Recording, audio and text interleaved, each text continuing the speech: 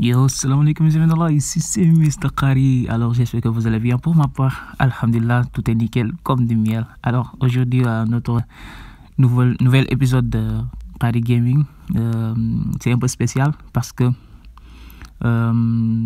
c'est pas PS 2021 qu'on va jouer aujourd'hui, mais quand même on va jouer à un jeu vraiment que je présente avec beaucoup de fierté parce que à la fois c'est amusante, mais aussi ça nous permet d'acquérir de nouvelles connaissances, quoi. Du coup, on va aller directement ensemble et commencer ensemble. Bismillah.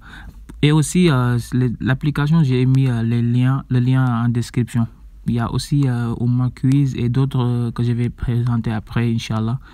Et avant de commencer aussi, sachez que nous ne sommes pas des pros, des grands mu'allim, tout ça, des savants. Nous sommes simplement un jeune qui veut simplement acquérir de nouvelles connaissances, tout ça. Alors, let's go. Donc, en premier lieu, les questions, c'est laquelle de ces réponses désigne un des 4 califes bien guidés.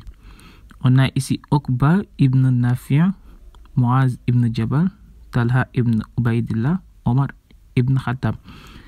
Ici, j'espère que c'est un peu facile parce que parmi tous ces noms, il y a un nom d'un calife, des califes bien guidés. Donc, c'est Omar ibn Khattab. Donc, par contre, les questions aussi, c'est noté sur 10 et les scores aussi, c'est sur 10. Donc, nous allons essayer de faire de notre mieux. Si nous allons gagner ensemble. Si nous perdons aussi, on perd ensemble, les amis.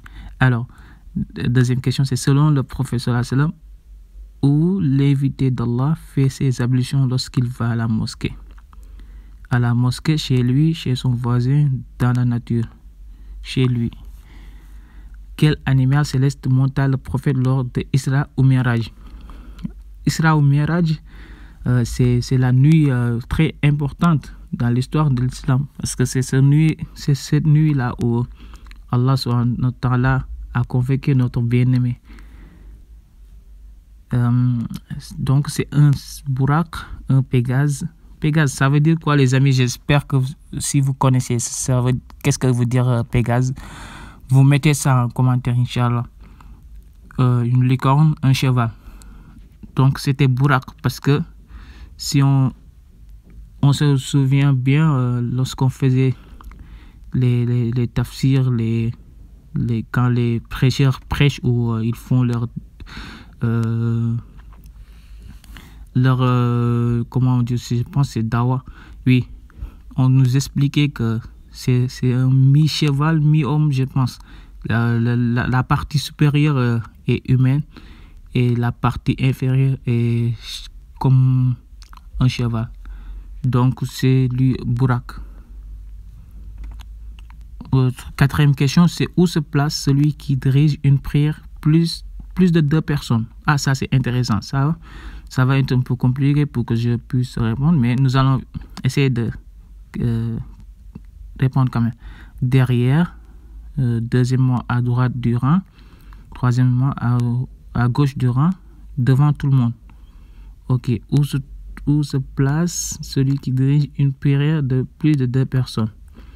Devant tout le monde. Wow. On a appuyé ça par hasard, mais Allah a mis que nous avons trouvé comment s'appelait la mère du prophète Ismaïl. Le prophète Ismaïl, c'était le fils d'Abraham ou Ibrahim. C'était sa mère qui a été mise en exil avec Ismaïl lorsqu'il était petit, vers la Mecque. À l'époque où il n'y avait personne, il n'y avait rien là-bas. Donc c'est entre Mariam, Asiya, Hagar ou Hanna. Alors ici c'est Hajar. Effectivement.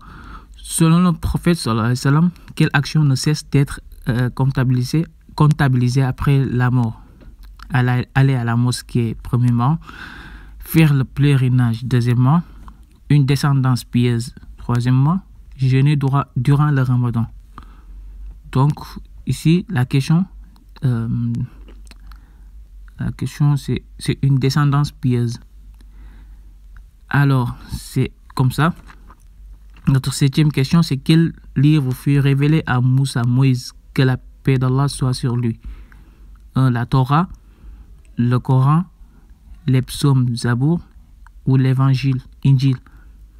Alors, c'est Moussa, Moïse. Donc, Moussa, c'était la Torah. La Torah.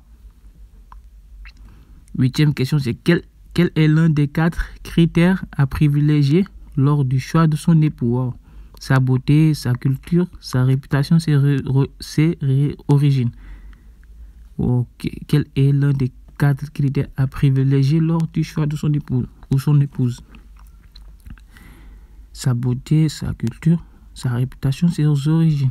Wow. Sa beauté, oui, ça fait partie.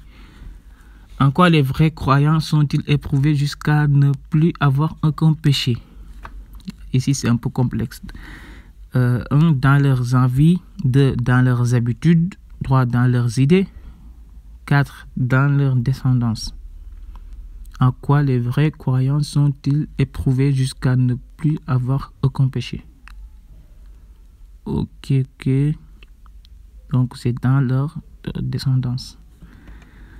Alhamdulillah. Ok. Un hadith est la parole d'un compagnon, d'un suiveur tabien du prophète Mohammed sallallahu alayhi wa sallam, d'un calife bien guidé. Un hadith.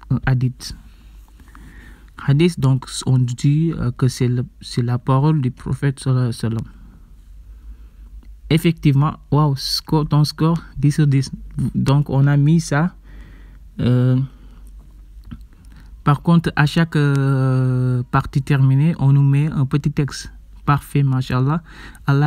Allah atteste, et aussi les anges et les doués de science, qu'il n'y a point de divinité à part lui, le mainteneur de la justice, point de divinité à part lui, le puissant, le sage. Sourate 3, Al-Imran, verset 18. Wow. Mashallah, quand même, j'ai trouvé cette application très instructive et très attractive et très bon. Mais par contre, j'ai constaté un petit détail.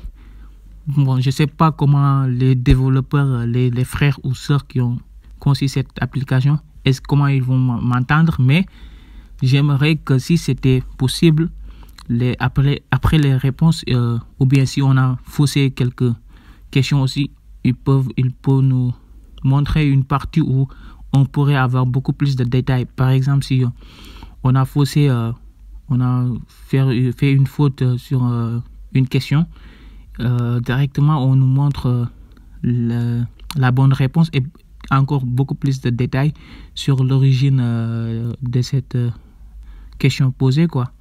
Mais quand même, alhamdulillah, c'est pas trop mal, c'est bien fait, mashallah. Donc c'était ça aujourd'hui, notre gaming du jour. Si vous voulez encore plus de détails, vous pouvez aller directement télécharger dans le lien dans la description. Et sachez les amis en Allah, c'est pas quelque chose qu'on m'a suggéré de vous montrer. J'ai vu que c'est une application et quelque chose qui peut servir la Oumma islamique. Donc je le fais sans aucun problème si je vois toute chose qui peut aider la communauté musulmane et même pas non musulmans, mais qui veut tout simplement acquérir de nouvelles connaissances. On le présente sans aucun problème, sans demander rien en retour, Inch'Allah.